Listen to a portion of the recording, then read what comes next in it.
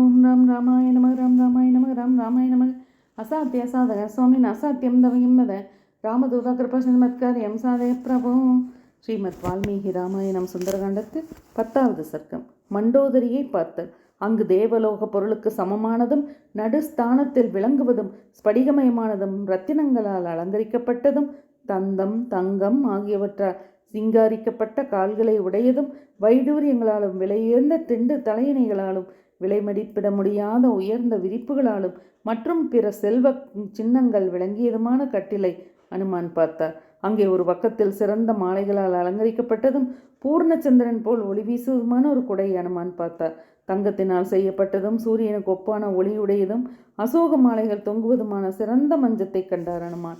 வெண் சாமரங்களை கைகளில் ஏந்திய பெண்களால் நாற்புறத்தில் வீசப்பட்டதும் பலவித வாசனைகளோடு கூடியதும் மிகுந்த மனமுள்ள தூபத்தால் மனமூட்டப்பட்டதும் மிகச்சிறந்த விரிப்புகளால் விரிக்கப்பட்டதும் செம்மறியாட்டின் தோளினால் உரை போடப்பட்டதும் மிக உயர்ந்த மலர்களாலான மாலைகளால் நாற்புறத்திலும் சோபையுடன் விளங்குவதுமான கட்டிலை கண்டார் அவர்.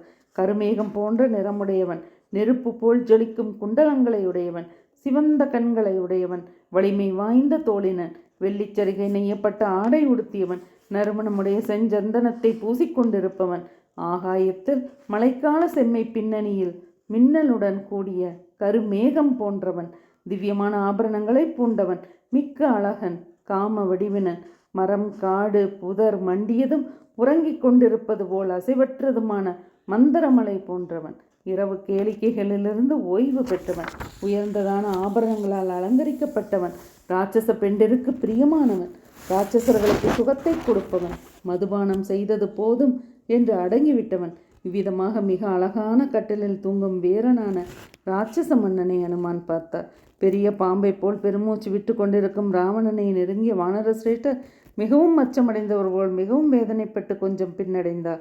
சீதையை தேடி வந்த நான் அவளை அபகரித்த பாவியை முதலில் காண நேரிட்டதே ஐயோ என்று வருந்தி பின்வாங்கினார் என்றபடி பிறகு படிக்கட்டில் ஏறி வேறொரு மேடை அடைந்து தூங்கிக் கொண்டிருந்த இராட்சச மன்னனை அனுமான் இமைகொட்டாமல் பார்த்தார். பெரிய நீர்நிலையில் ஆண் யானைகளும் பெண் யானைகளும் நீராடி கொண்டிருக்கும் போது மதங்கொண்ட யானை ஒன்று வந்து இறங்கியவுடன் ஆண் யானைகள் மெல்ல வெளியேறி பெண் யானைகள் மட்டும் இருப்பதை போல தூங்கிக் கொண்டிருக்கும் இராட்சச மன்னனின் கட்டில் விளங்கிற்று. அவர் அந்த கட்டிலில் இராட்சசராஜனுடைய கைகளை கண்டார். எப்படிப்பட்ட கைகள்! தங்க தோள்வளைகள் போட்டிருந்தன. இந்திர துவஜத்துக்கு ஒப்பானவை. ஐராவத யானையின் தந்தங்களின் நுனிகளுடைய உரசலால் ஏற்பட்ட காயங்களின் வடுக்களை கொண்டவை. பலிச்சக்கரவர்த்தியே பகவான் காவல் காத்து கொண்டிருந்த போது எதிர்த்து வந்த ராவணனை தாக்கிய விஷ்ணு சக்கரத்தால் ரணப்படுத்தப்பட்டவை. வஜ்ராயத்தால் கீறப்பட்ட நிமிர்ந்த தோள்களை கொண்டவை.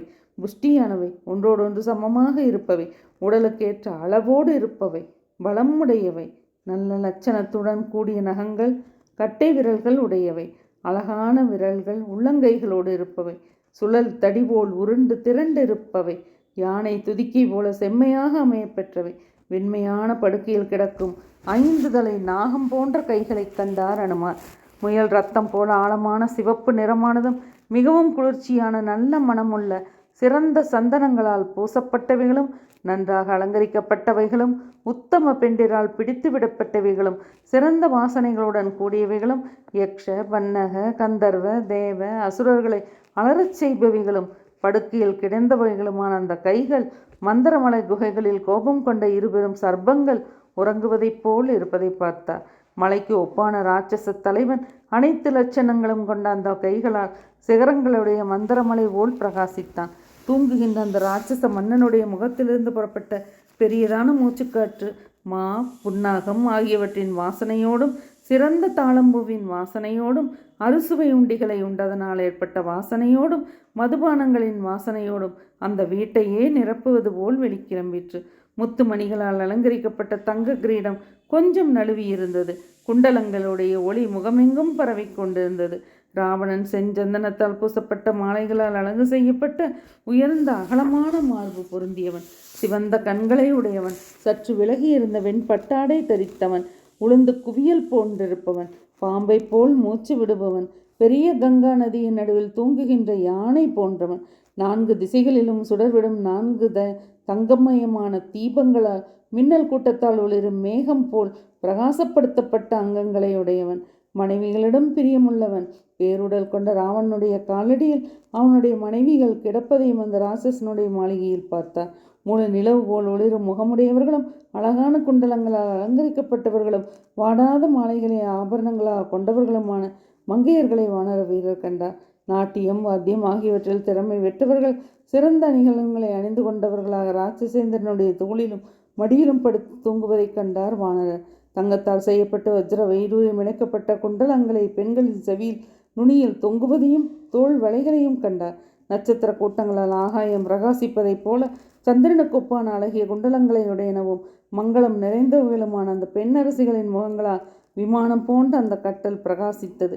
காம கேளிக்கைகளால் களைப்படைந்தவர்களும் சிற்றிடையுடையவர்களுமான இராட்சச மன்னனின் பத்தினிகள் ஆங்காங்கே படுத்து தூங்கிக் கொண்டிருந்தார்கள். அங்கு அசைவுகளுடன் நர்த்தனம் செய்து நல்ல நிறம் கொண்ட ஒரு நங்கை அங்கங்களை படுக்கையில் அதே நிலையில் வைத்து படுத்து அப்படியே தூங்கி போனார்.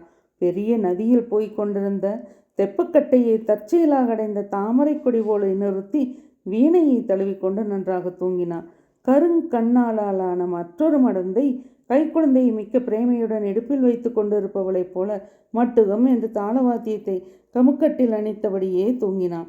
அழகிய நகில்களையுடைய சர்வாங்க சுந்தரியான மற்றொருத்தி வெகு நாட்களுக்கு பின் கணவன் உறவை அடைந்தவள் போல படகம் என்ற இசைக்கருவி இறுக கட்டி கொண்டு உறங்குகிறாள்.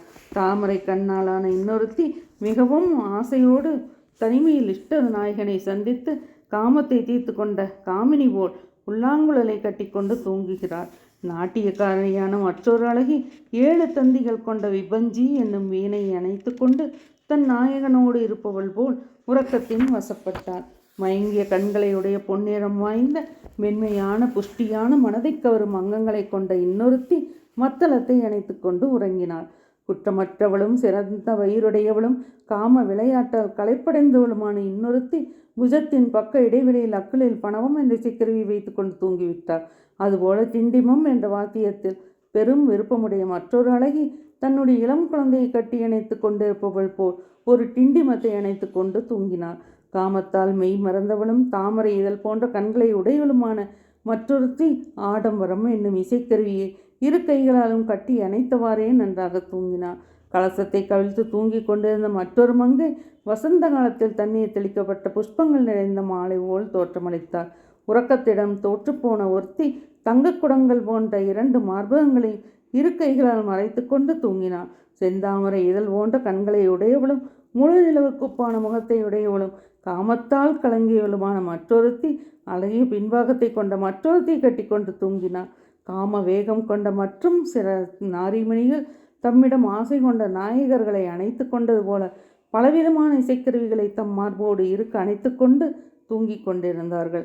அந்த வானரர் அந்த பெண்கள் கூட்டத்திலிருந்து விலகி தனியான ஒரு இடத்தில் அழகான படுக்கையில் படுத்து கொண்டிருக்கும் அழகு நிறைந்த ஒரு பெண்மணியை கண்டார்.